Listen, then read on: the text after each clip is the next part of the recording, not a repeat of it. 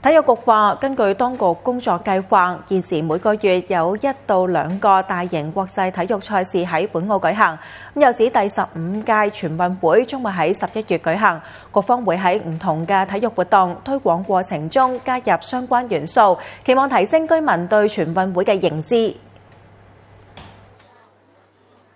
澳門經濟民生聯盟舉辦醫療健康及運動座談會，邀請本澳醫療從業人員以及體育界人士為實現健康澳門藍圖嘅目標建言獻策。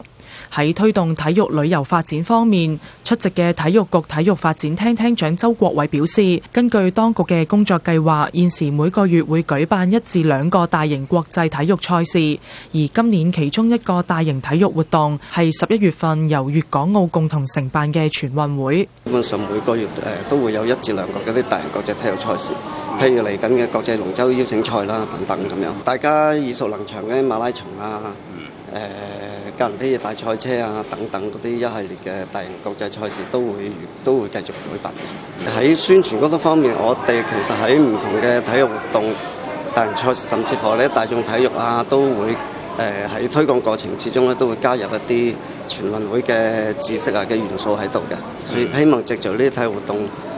都可以一併去宣傳全運會咯。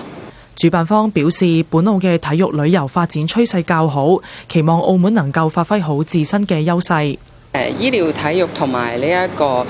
旅遊方面，咁當然又要結合翻一個宣傳啦，因為頭先提到係同旅遊掛鈎，咁當然要世界各地啊，甚至乎最近嘅東南亞啊呢個市場，可能要做一啲大力嘅推廣，話俾佢哋聽啊，我哋澳門有呢一方面，然後係對比於佢哋嘅地方有啲咩優勢咁。但係當然啦，做呢個宣傳之前，梗係要做好自身嘅一啲準備啊、建設啊，咁可能會相得益彰啦。座談會亦探討現時本澳市民整體嘅健康情況，鼓勵市民培養良好嘅運動習慣以及健康生活模式。澳廣視記者侯翠怡報導。